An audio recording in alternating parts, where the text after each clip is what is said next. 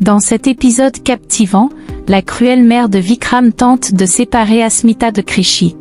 Elle l'humilie en lui imposant des rituels absurdes, puis maltraite la petite fille, forçant Asmita à s'opposer avec douleur à l'autorité glaciale de sa belle-mère.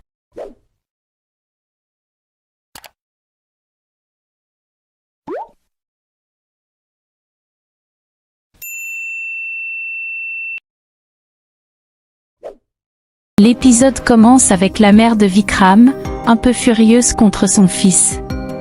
Elle lui dit d'une voix ferme qu'elle a parfaitement géré la situation entre lui et Asmita, mais que cela ne veut pas dire que tout cela ne la blesse pas. Elle avoue qu'elle n'a pas oublié et lui demande de partir, car elle n'a pas envie de lui parler pour le moment. Vikram, peiné de la voir dans cet état, lui répond avec insistance. Il lui rappelle qu'il ne supporte pas de la voir souffrir et qu'il n'a aucune intention de l'abandonner seule. Il ajoute qu'il est prêt à tout entendre de sa part, car il sait que tout ce qu'elle lui dira sera pour son bien. Sa mère, encore blessée mais aussi curieuse, lui répond d'un ton rempli de reproches. Elle lui fait remarquer qu'elle n'a jamais remis en question ses décisions ni entravé ses choix, mais elle veut comprendre pourquoi cette fois-ci il lui a caché les choses. Elle ne comprend pas ce qui a changé et pourquoi il a choisi Asmita, alors qu'elle connaît beaucoup de filles issues de familles respectables. Avec amertume, elle ajoute qu'Asmita ressemble à son épouse décédée, ce qui met Vikram mal à l'aise, car il ne veut pas évoquer son passé douloureux. Avec gravité, Vikram lui explique qu'après elle, Asmita est la seule personne qui compte réellement dans sa vie. Il affirme qu'il sacrifierait sa vie pour sa mère, mais qu'il tuerait quiconque menacerait Asmita, tant il l'aime. Il précise qu'il n'a aucun problème avec le fait qu'Asmita ait déjà été mariée, car son amour pour elle est sincère. Un peu plus tard, au salon, Nivedita, légèrement remontée, s'adresse à Asmita avec impatience, lui demandant combien de temps elles devront attendre et si c'est vraiment une façon d'accueillir quelqu'un dans une maison. Asmita, posée mais un peu gênée, lui répond que la mère de Vikram est simplement choquée de les voir tous réunis, mais que tout ira bien et qu'il ne faut pas s'inquiéter. Quelques minutes plus tard, Nivedita, méfiante, murmure pour elle-même. Elle dit qu'elle ne comprend pas Madame Shekhawat, qu'elle la trouve impolie et qu'elle cache sûrement quelque chose. Elle exprime un mauvais pressentiment et révèle qu'elle a un objectif en venant dans cette maison avec Asmita, espérant que la mère de Vikram ne devienne pas un obstacle. Plus tard, la mère de Vikram, faussement bienveillante, offre des bracelets et des baisers à Asmita.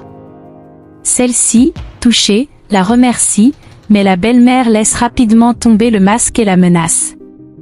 D'une voix glaciale, elle lui dit que rien n'est plus important que le bonheur de son fils et qu'elle ne tolérera jamais qu'on lui fasse du mal. Elle prévient Asmita que si cela arrivait, les choses tourneraient mal pour elle. Asmita, inquiète mais respectueuse, lui répond qu'elle a compris. Un peu plus tard, à table, la mère de Vikram, rusée, manigance en séparant Asmita et sa fille Krishi. Quand Nivedita et Krishi arrivent, elle s'adresse à Nivedita d'un ton faussement surpris, lui disant qu'elle ne savait pas qu'elle viendrait, sinon elle aurait préparé des dispositions. En voyant cela, Asmita, déterminée, se lève et rejoint sa fille Krishi pour manger avec elle.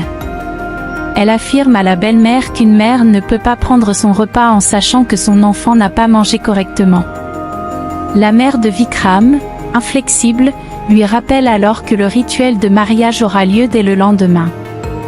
Elle insiste sur le fait qu'Asmita devra préparer des plats sucrés pour la divinité et la famille, en utilisant un réchaud en argile et non une cuisinière moderne. Ces paroles inquiètent Nivedita.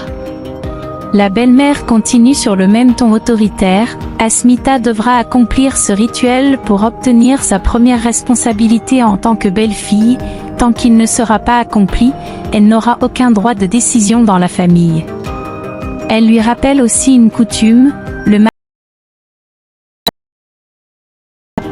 Enfin, Nivedita, sournoise, murmure pour elle-même qu'il ne s'agit que d'une question de temps. Elle est persuadée que lorsque Shan arrivera, les choses changeront et que la belle-mère ne pourra plus donner des ordres.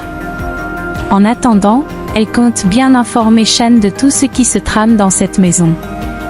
Un peu plus tard, Vikram, troublé par l'attitude de sa mère, tente de s'excuser auprès d'Asmita. Avec sincérité et respect, il lui dit qu'il la respecte énormément et qu'il comprend son point de vue, mais qu'il ne pourra jamais contrarier ou blesser sa mère. Sa voix tremble légèrement lorsqu'il explique qu'elle a toujours été son seul soutien et qu'il lui doit tout. Il supplie alors Asmita de faire preuve d'adaptation, pour lui. Non loin, Nivedita, qui les espionne avec curiosité et inquiétude, murmure à elle-même. Elle se dit qu'elle doit informer Shan de la situation sans perdre de temps, car vivre dans cette maison lui semble pratiquement impossible. Elle s'inquiète que Madame Shekhawat transforme leur vie en enfer et décide qu'il est urgent de prévenir Shan. Un peu plus tard, Nivedita passe un appel complice à Shan. Celui-ci, impatient, lui répond avec empressement qu'il attendait son appel et qu'elle doit absolument continuer à lui rapporter la situation dans la maison. Avec un ton faussement calme, Nivedita lui demande comment il va avec Sarat et où il se trouve. Shan, apaisé, lui répond qu'il profite de leur voyage pour l'instant et qu'elle ne doit pas s'inquiéter pour eux. Après avoir raccroché, Nivedita, nerveuse, murmure qu'elle ne sait pas encore comment Shan pourra venir ici, car la présence de Madame Shekhawat complique tout. Elle se dit qu'il est enfin temps de mettre son plan en action. De son côté, Shan, déterminé et animé par la colère, se parle à lui-même, il jure qu'il sera bientôt auprès d'Asmita et Krishi, qu'il les sortira de la maison de Vikram, qu'il réunira sa famille et détruira cet obstacle. Pendant ce temps, dans la cuisine traditionnelle, la mère de Vikram, autoritaire et méprisante, donne ses instructions cruelles à Asmita. Elle lui dit que, selon la tradition familiale, elle doit préparer 2 plats sucrés pour la journée. Son ton est dur lorsqu'elle lui rappelle qu'elles sont toutes 2 Bengalis et que ses coutumes doivent être respectées. Elle se vante d'avoir suivi elle-même ces traditions sans aucune difficulté et oblige Asmita à cuisiner avec des feuilles de bois, uniquement pour la faire souffrir. Au même moment, Krishi, joyeuse et innocente, entre dans la cuisine. L'expression de la belle-mère se fige de colère et elle s'écrie qu'on n'entre pas dans cet espace sacré sans s'être douché. D'un geste brutal, elle attrape l'oreille de la fillette et la traite de petite gâtée. Asmita, agacée et protectrice, s'empresse de défendre sa fille. Elle lui rappelle qu'il ne s'agit que d'une enfant et qu'elle n'a aucune idée de ce genre de règles. Mais la mère de Vikram, glaciale, lui répond qu'elle ne tolérera jamais de manquement aux traditions et que les règles de la maison doivent être respectées. Un peu plus tard, dans leur chambre, Krishi, fâchée et les larmes aux yeux, se confie à Asmita. Elle dit qu'elle n'aime pas cette maison et ne veut pas y rester. Elle se plaint que cette femme lui ait tiré les oreilles et menace, en colère, de mordre sa main si elle recommence. Asmita, douce mais épuisée, tente de calmer sa fille. Elle explique qu'il s'agit simplement de règles à respecter et que chacun a sa manière de parler. Elle insiste sur l'importance de respecter les aînés, tout en lui rappelant qu'elle sera toujours là pour la protéger. Pendant ce temps, Nivedita, de plus en plus inquiète, passe un appel vidéo à Shan. La voix tremblante, elle le supplie de ne pas tarder davantage. Shan, déterminé et empli d'amour, lui répond qu'il n'y a plus de temps à perdre. Il jure qu'il viendra les sauver, qu'il ne laissera jamais son amour ni sa fille lui échapper. Il promet qu'il a enfin trouvé un moyen pour les sortir de cet enfer et qu'ils doivent tenir encore un peu. Un peu plus tard, dans une chambre, Akira, la sœur de Vikram, entre pour le féliciter.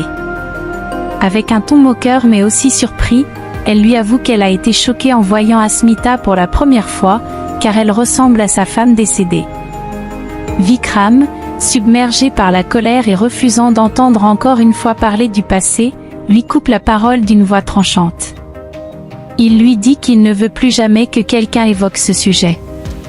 Il exige qu'on arrête de comparer Asmita à son épouse disparue et affirme qu'il ne tolérera plus aucune allusion à ce passé douloureux. Voilà, c'est la fin de l'épisode 177. Si vous avez aimé cette vidéo et que vous souhaitez découvrir encore les moments forts de cette série, abonnez-vous et activez la cloche de notification pour ne rien manquer.